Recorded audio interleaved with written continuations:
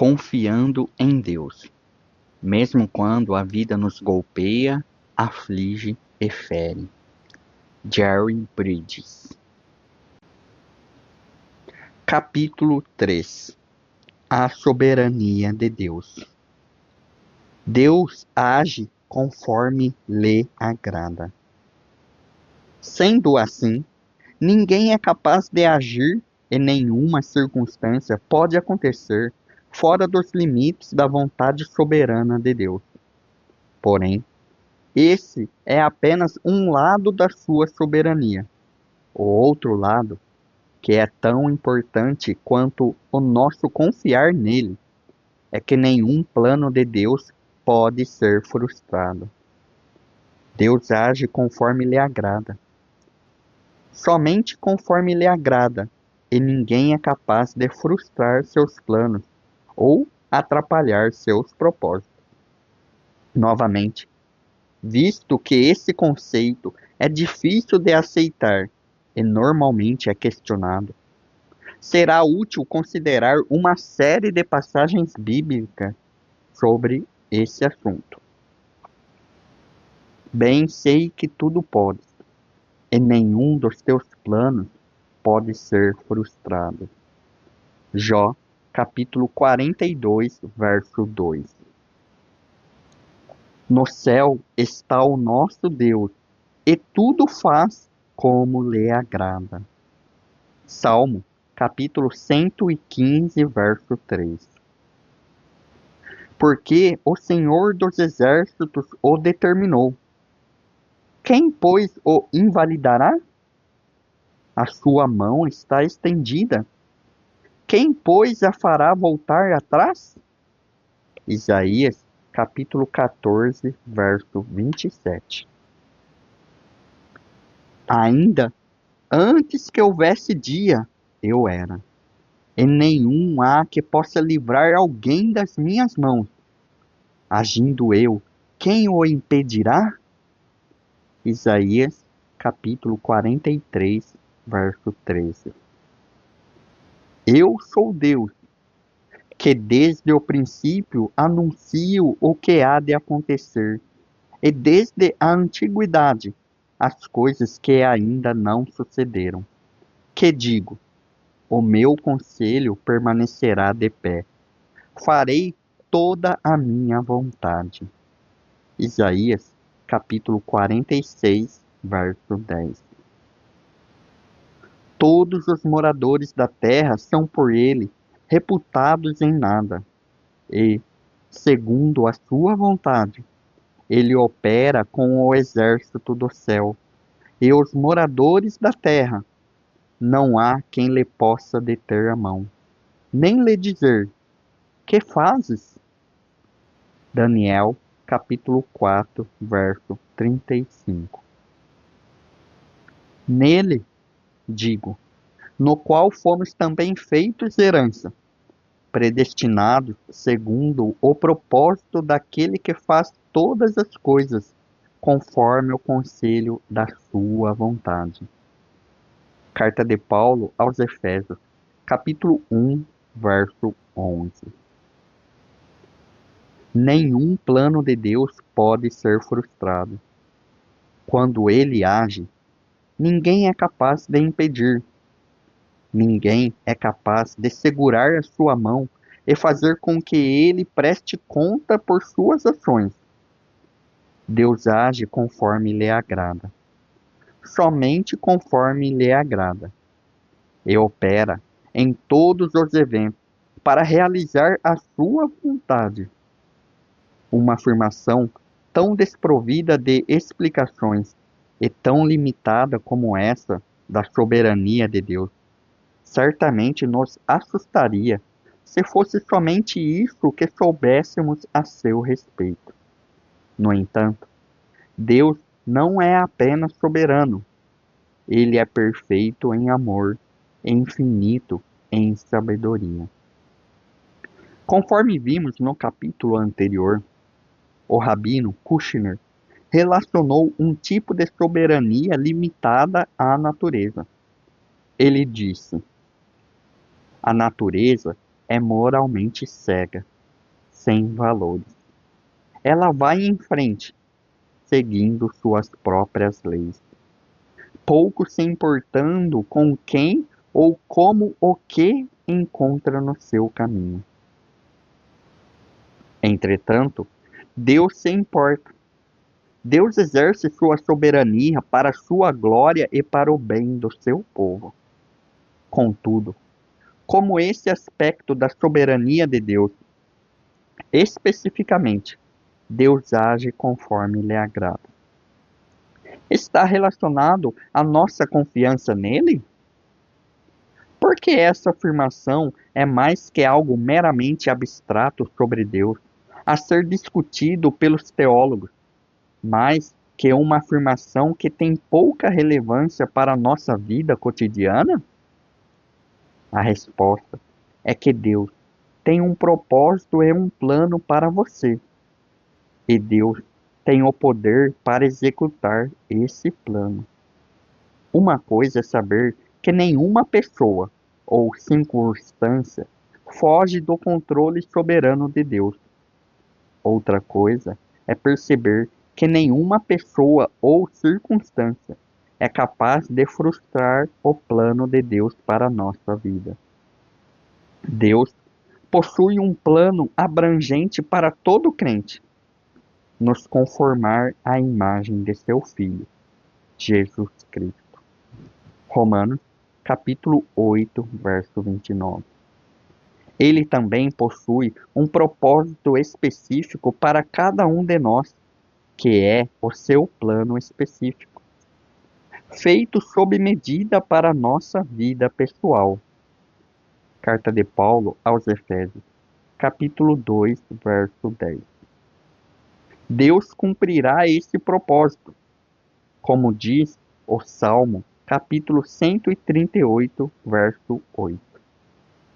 O que a mim me concerne, o Senhor levará a bom termo. Por sabermos que Deus direciona a nossa vida para um fim específico, e porque sabemos que Ele é soberanamente capaz de orquestrar os eventos de nossa vida de acordo com esse fim, podemos confiar nele. Podemos entregar a Ele não apenas o resultado final de nossa vida, mas também todos os eventos e circunstâncias intermediários que nos levarão àquele resultado. Mais uma vez afirmo que é difícil apreciarmos a realidade de Deus agindo soberanamente conforme lhe agrada na nossa vida, pois não enxergamos Deus fazendo coisa alguma.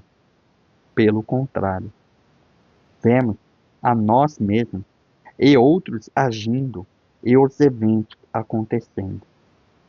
E avaliamos nossas ações e eventos de acordo com nossas preferências e nossos planos. Nós nos vemos influenciando ou, quem sabe, até controlando, ou sendo controlados pelas ações dos outros, mas não enxergamos Deus agindo acima de todas as ações e eventos de nossa vida. Deus está no controle, agindo conforme lhe agrada, não distante dos eventos, ou apesar dele, mas através dele. Os irmãos de José o venderam como escravo, um ato perverso em si, mas no tempo devido, José reconheceu que Deus estava agindo através das ações de seus irmãos.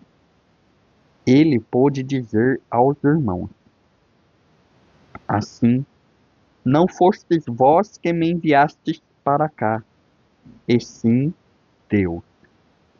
Gênesis capítulo 45, verso 8. José reconheceu a mão de Deus em sua vida, dirigindo soberanamente todos os eventos para promover o plano de Deus em sua vida. Pode ser que jamais tenhamos o privilégio em vida de ver o desfecho óbvio do plano de Deus para nós. como José teve. Apesar disso, o plano de Deus para a nossa vida não é menos firme e o desfecho não é menos preciso que o plano de Deus para José foi. Deus não nos forneceu a história de José simplesmente para nos informar, mas sim para nos encorajar.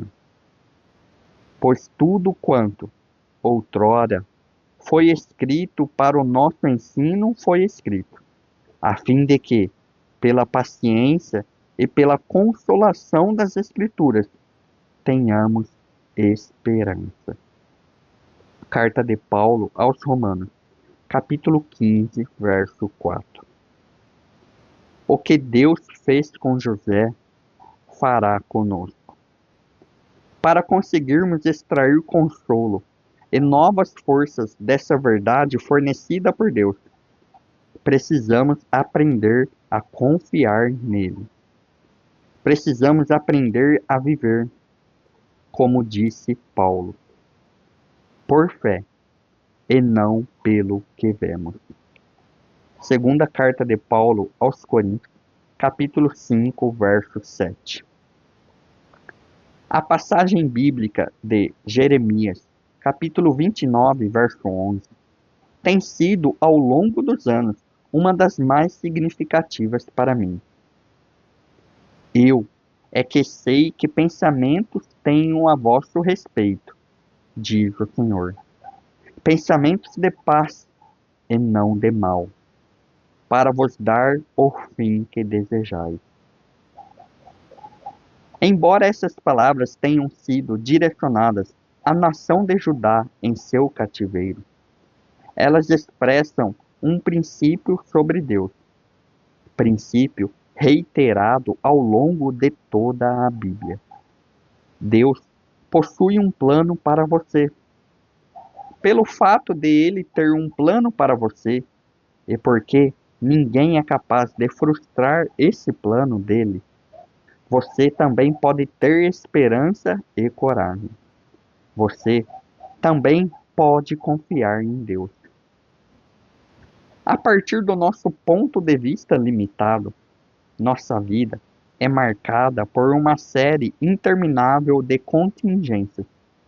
Normalmente nos pegamos, em vez de agir conforme planejamos, reagindo a uma mudança inesperada de eventos. Fazemos planos, mas normalmente somos forçados a alterá-los. No entanto, para Deus não há contingências. Nossa mudança de planos inesperada e forçada é parte do plano de Deus. Ele jamais é surpreendido, jamais é pego desprevenido, jamais é frustrado por desdobramentos inesperados. Deus age conforme lhe agrada. E aquilo que lhe agrada sempre existe para a sua glória e para o nosso bem. Nossa vida também está misturada com uma série de se ao menos, se ao menos eu tivesse feito isso, ou se ao menos aquilo não tivesse acontecido. Mais uma vez, para Deus não há se ao menos. Deus jamais erra. Deus não se arrepende. O caminho de Deus é perfeito. Salmo, capítulo 18, verso 30. Nós podemos confiar em Deus. Ele é digno de confiança. Assim como o livro de Esther nos mostrou o cuidado soberano de Deus para com o seu povo, o breve livro de Ruth nos mostra Deus operando para cumprir seu plano na vida de um de seus filhos.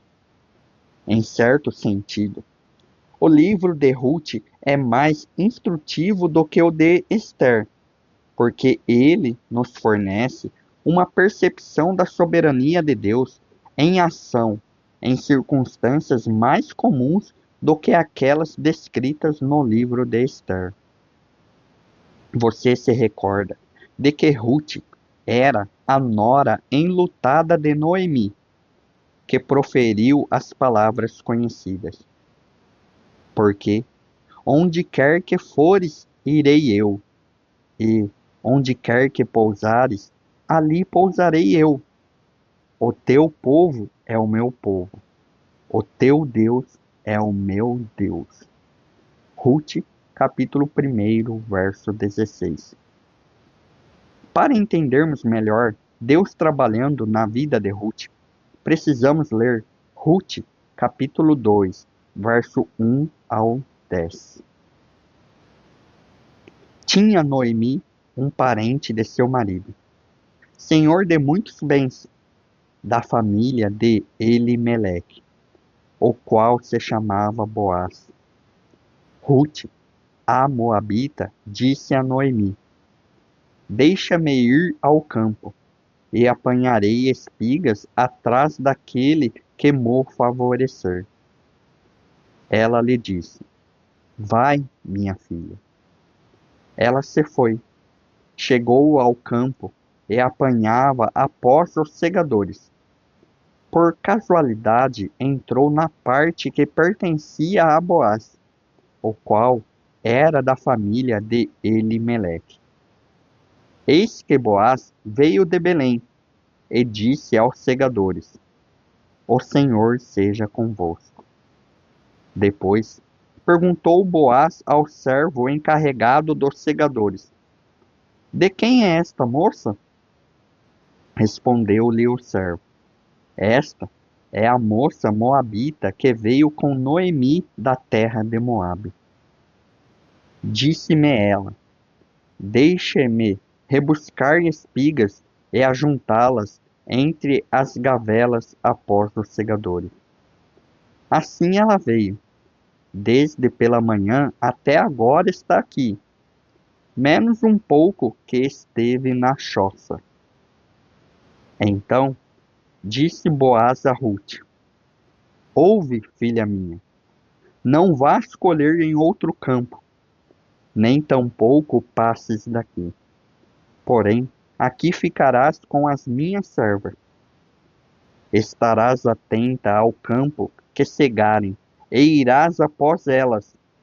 Não dei ordem aos servos, que te não toquem quando tiveres sede. Vai às vasilhas e bebe do que os servos tiraram. Então ela, inclinando-se rosto em terra, lhe disse: Como é que me favoreces e fazes caso de mim, sendo eu estrangeira? Concluindo rapidamente a história, Ruth se casa com Boaz e se torna a bisavó do rei Davi e uma das 4 mulheres relacionadas no registro genealógico de Mateus a respeito de Jesus. Evangelho segundo Mateus, capítulo 1, verso 1 ao 16. Observe na passagem citada 4 eventos-chave que aconteceram para que Ruth começasse o processo de se tornar esposa de Boaz. Quando Ruth foi ao campo para colher, ela poderia ter ido para outro campo. O versículo 3 diz: Por casualidade, entrou na parte que pertencia a Boaz. Deus a guiou para o campo correto, porém, ela ainda precisava se encontrar com Boaz. Então o versículo 4 diz: Eis que Boaz veio de Belém. Deus, que controlava o caminho de Ruth de forma que ela fosse ao campo de Boaz, controlou a agenda de Boaz de forma que ele foi verificar sua colheita no mesmo momento em que Ruth ali estava. No entanto, Ruth ainda precisava obter a atenção de Boaz. Sem sombra de dúvida, muitos pobres se ajuntavam no campo de Boaz, uma vez que deixar as espigas que caíam para trás fazia parte da lei mosaica. Levítico, capítulo 19, versos 9 e 10. Portanto, um evento comum na vida de Israel.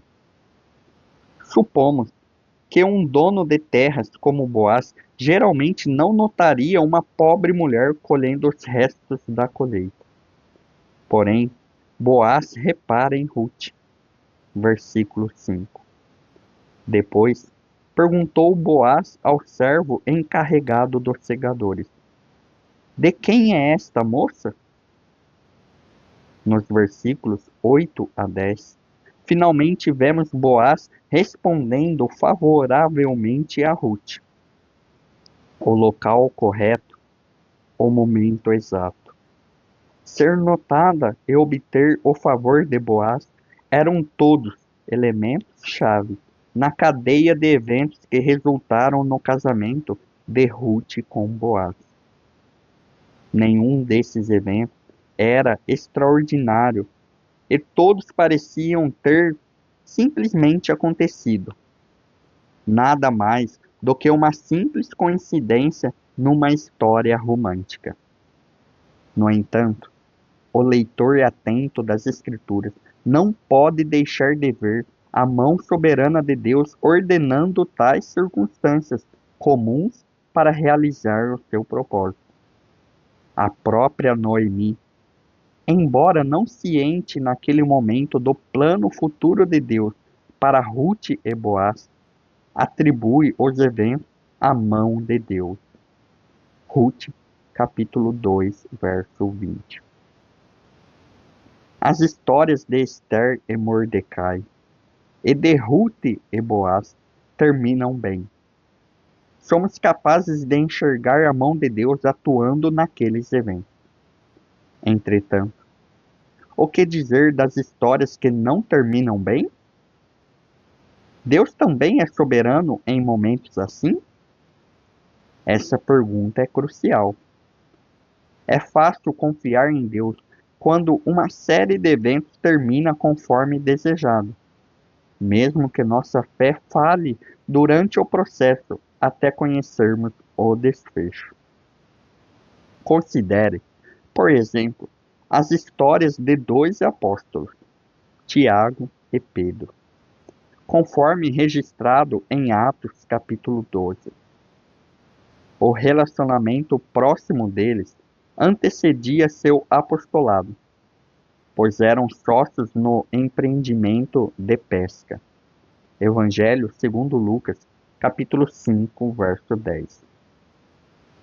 Eles foram chamados por Jesus para deixar seus negócios e segui-lo ao mesmo tempo. Evangelho segundo Mateus, capítulo 4, verso 18 ao 22. Ambos faziam parte do círculo mais íntimo de Jesus, Pedro, Tiago e João. Porém, em Atos capítulo 12, eventos radicalmente diferentes acontecem com eles. Tiago é morto e Pedro é miraculosamente salvo do mesmo fim.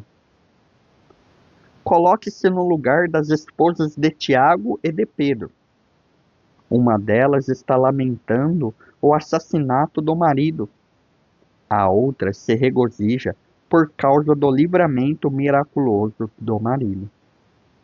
A esposa de Pedro se regozija na soberania de Deus. Mas e a esposa de Tiago? Será que Deus foi um pouco menos soberano na morte de Tiago do que no livramento de Pedro? Será que Deus é soberano apenas nas circunstâncias boas da nossa vida? Ele também não é soberano nos momentos difíceis, nos momentos quando nosso coração sofre com a dor? A Bíblia nos ensina que Deus é soberano, tanto no bom quanto no ruim.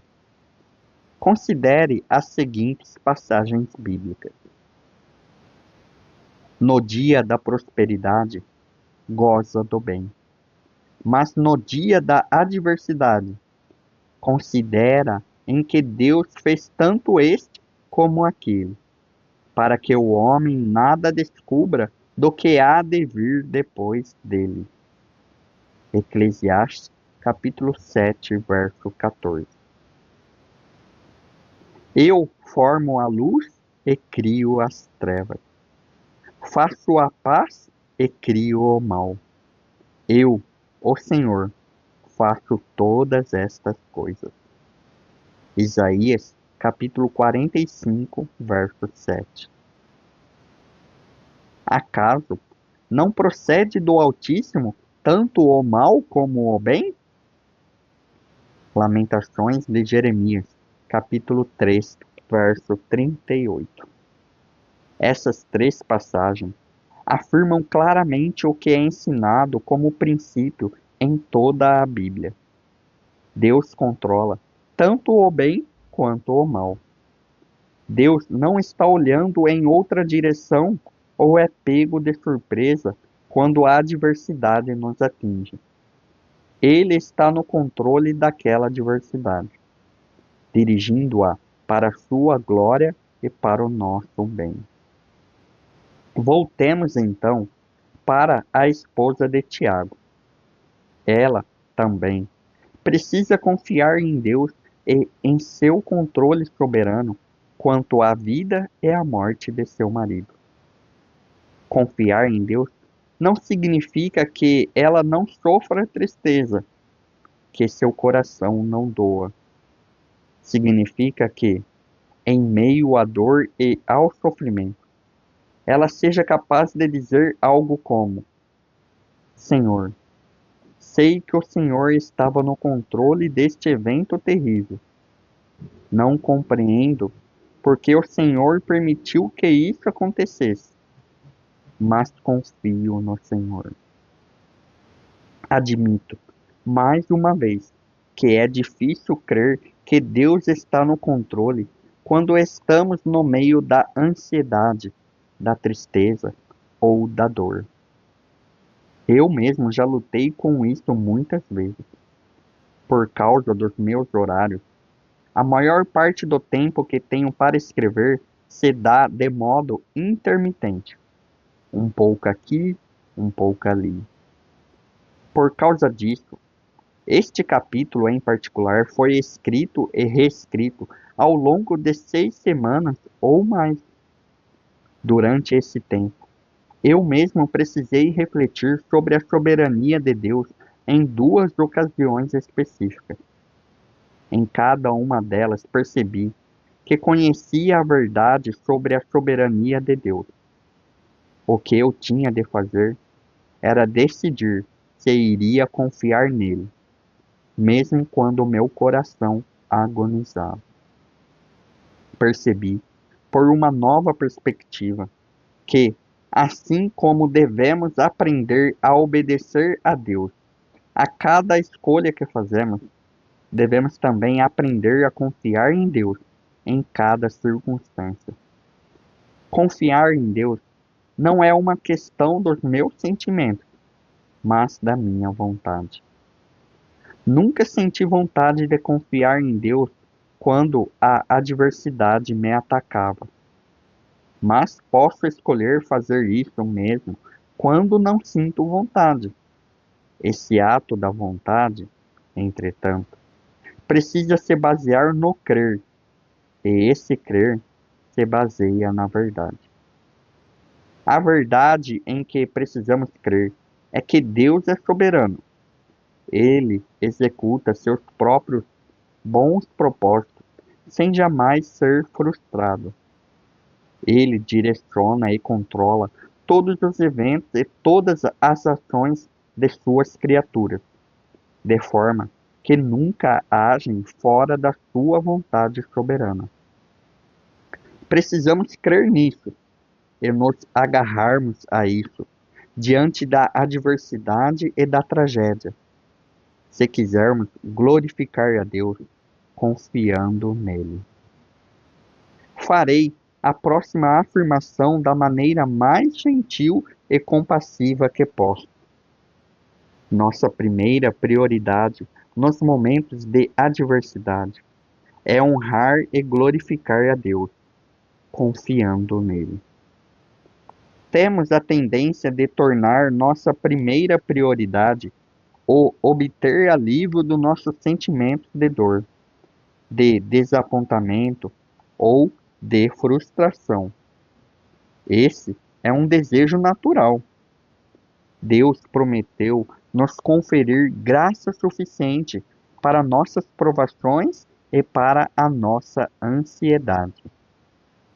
Segunda carta de Paulo aos Coríntios, capítulo 12, verso 9.